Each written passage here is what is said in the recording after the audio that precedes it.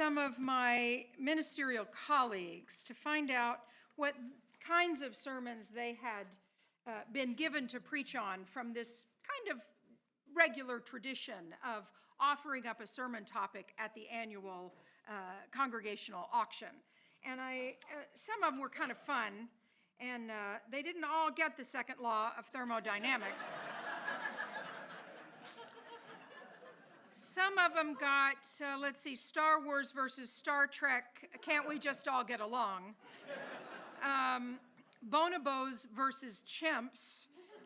They took that one to be pro-bonobo and dismantle the patriarchy. I don't know how that one worked. If God ain't a Broncos fan, why are sunsets blue and orange? The theology of Dr. Seuss and the spiritual lessons of Leon Trotsky. So I really think today we can consider ourselves lucky. It's only the space-time continuum that we're working on today. So I appreciate the opportunity, Mauli, and we've had a good time. I've had a good time learning what even is the second law of thermodynamics and how might we talk about it in a spiritual sense. How many of you, well, let's start it this way. How many of you had no idea what the second law of thermodynamics is? My people. Thank you. I see a few of you online as well, and I know who you are. How many of you have some sense of what it means? What's the second law of thermodynamics? How about in a short phrase or a sentence? What's salient to you about the second law? Can you say? You can never quite break even. Well, ain't that the truth? From the farmer. Right. It's important what part of it stands out to you. What's another something that you hold on from the second law of thermodynamics? It's a cycle. Okay? Chaos reigns. Chaos is easy. Oh, that's a good one.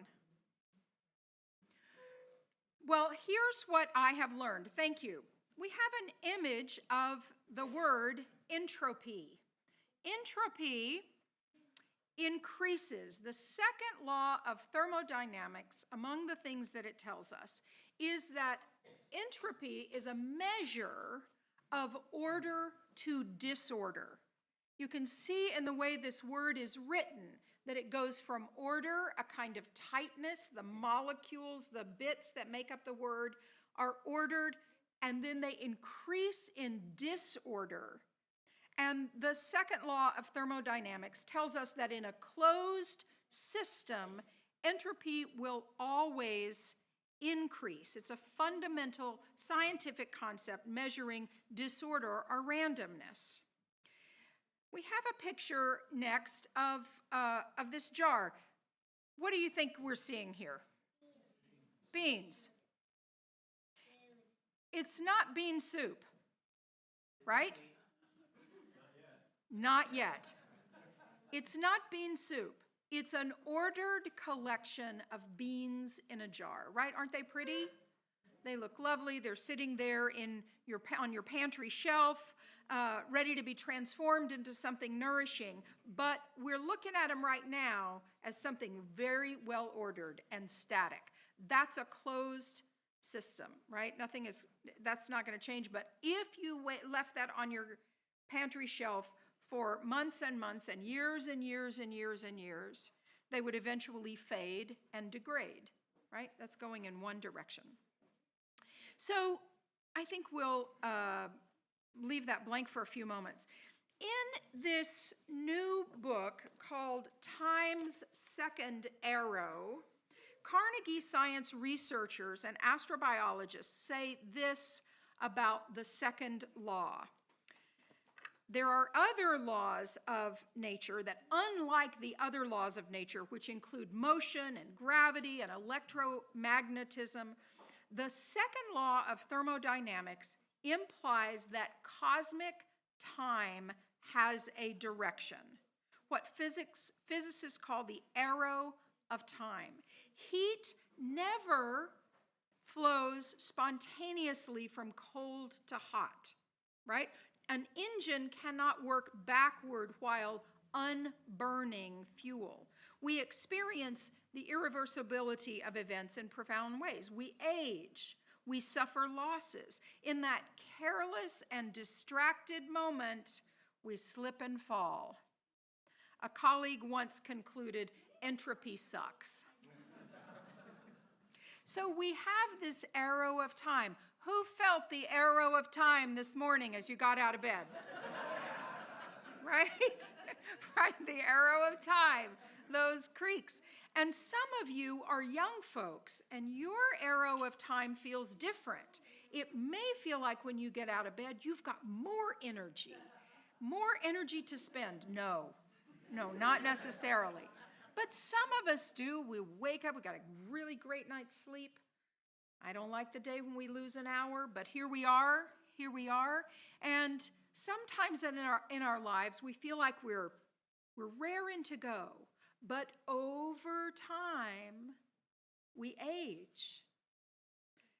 Only in the F. Scott Fitzgerald short story, The Curious Case of Benjamin Button, which many of us know from the feature film with Brad Pitt and Cate Blanchett, does the person grow younger. In Benjamin Button, he's born old and he grows young over time. Fascinating story. And it can never happen. It's fascinating to us because what would that mean to grow younger in time? It's not possible as we are subject to these laws of nature. Time moves in one direction. Left alone on the counter, your cup of tea will always go from hot to cool. Now, what happens if you have a glass of water or a cup of tea and you put it outside in the sun? Yes, it heats up, but it's being worked on by an external energy force. If you're just in regular time, it will always go from hot to cool. Here's another way to understand entropy, how things go from order to disorder. How many of you are neatniks? You like your living space tidy, everything in place? Oh, I see there's some discussion about this. Like versus achieve. How many of you like a little disorder? A little bit of chaos is better. I see some artists over here. Yes, artists and yes, young ones. Well, does your room tidy itself up by itself? I wish. No. It's so much easier just to leave the sock or the book or the laptop or whatever, your crayons or your art supplies, so much easier just to leave them right where they are, right? It takes energy to put them away, to return to order, right? So we make a mess, we tidy it up, and then we can make a mess again.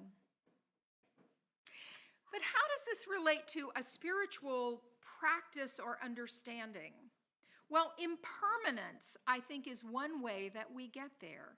And I've been thinking a lot this week about beauty and impermanence, if everything is going toward chaos in the end. And so I gathered a couple of pictures that I thought were interesting.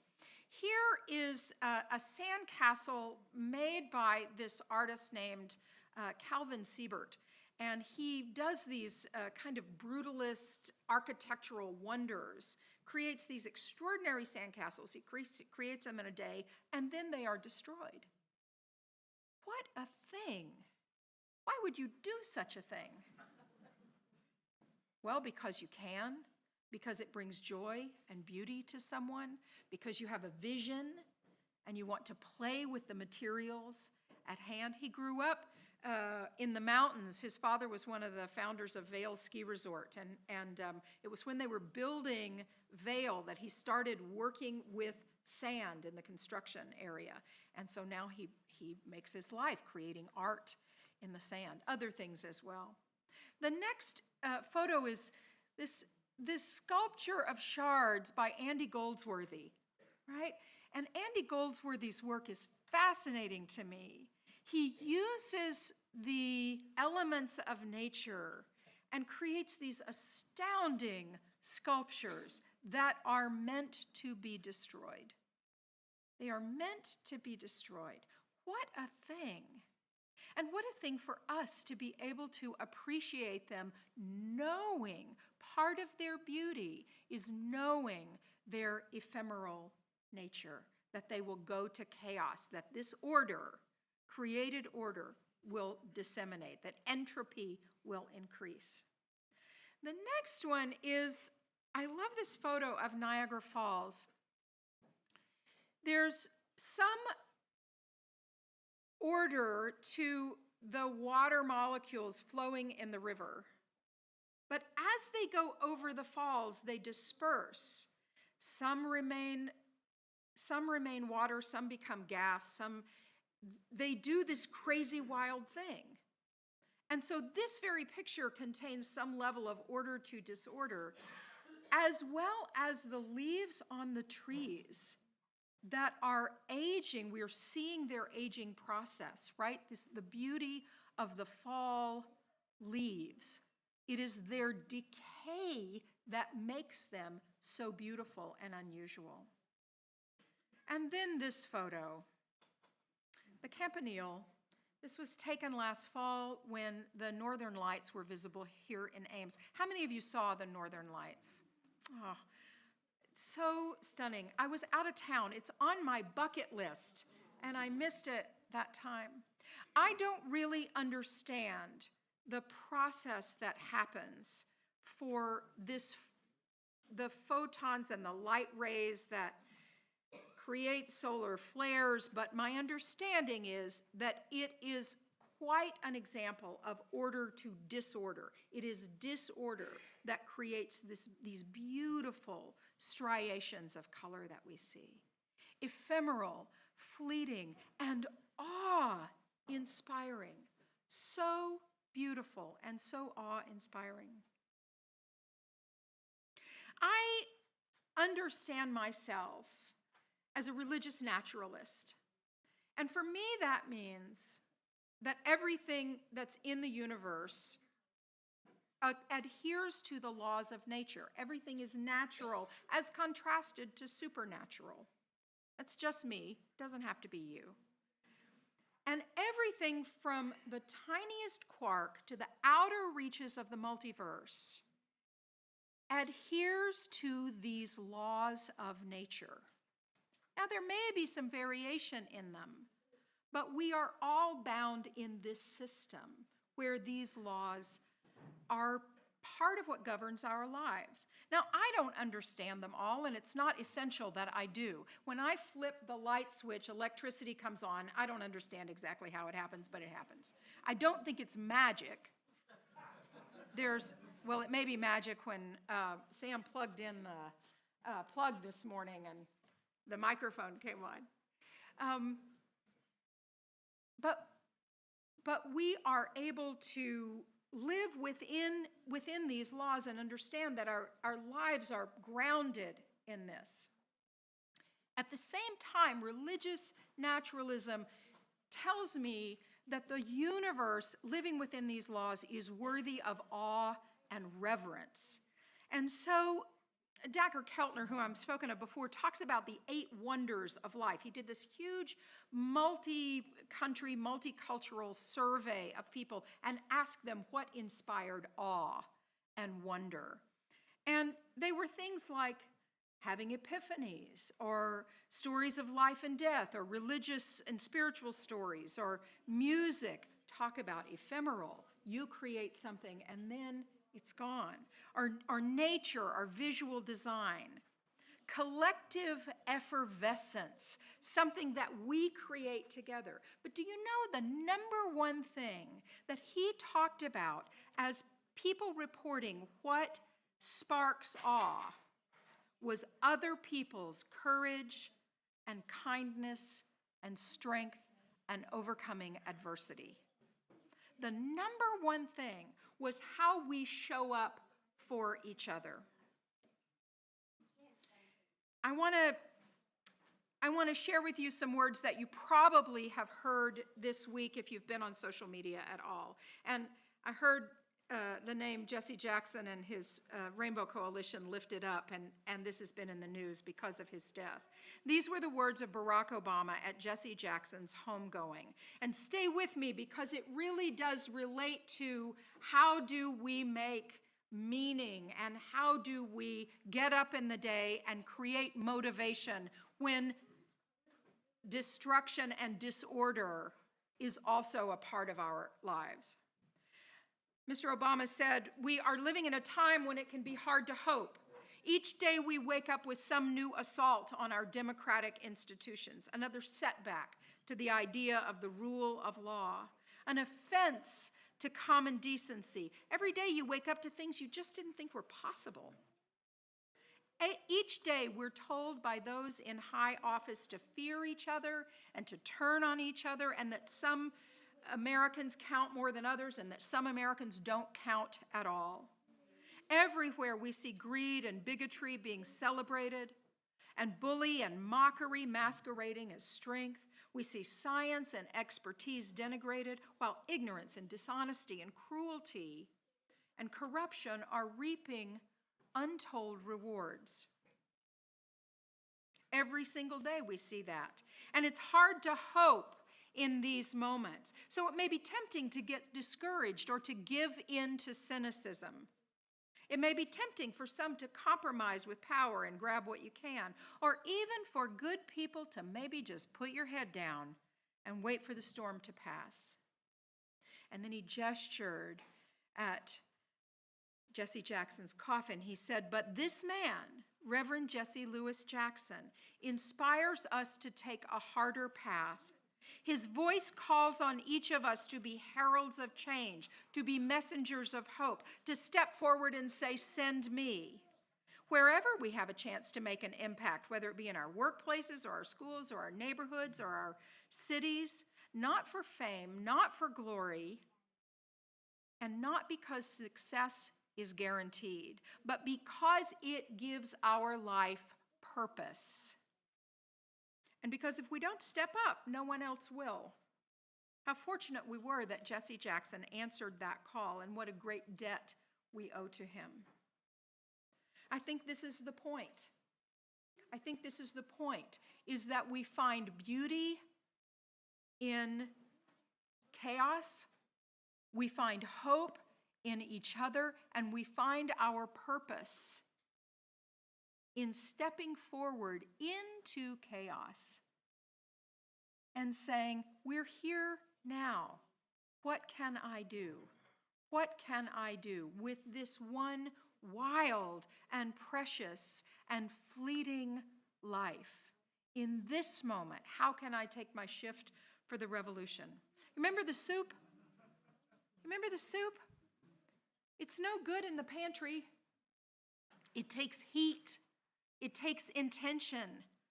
You got to rinse them and soak them and chop up a little vegetable, a little carrot and onion and garlic, maybe a little celery, and put them on there to simmer and break them down and take that order into chaos.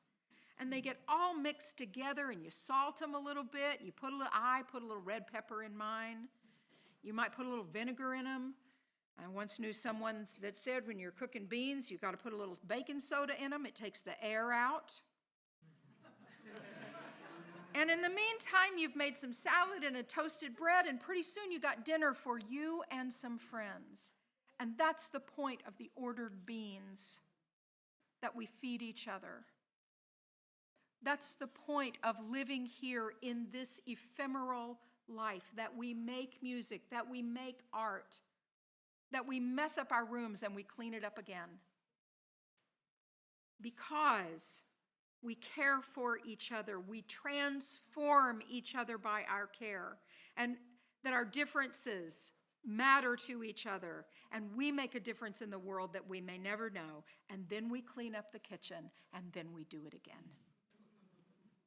May your week, as you go into your week, have some order and some beautiful, blessed chaos.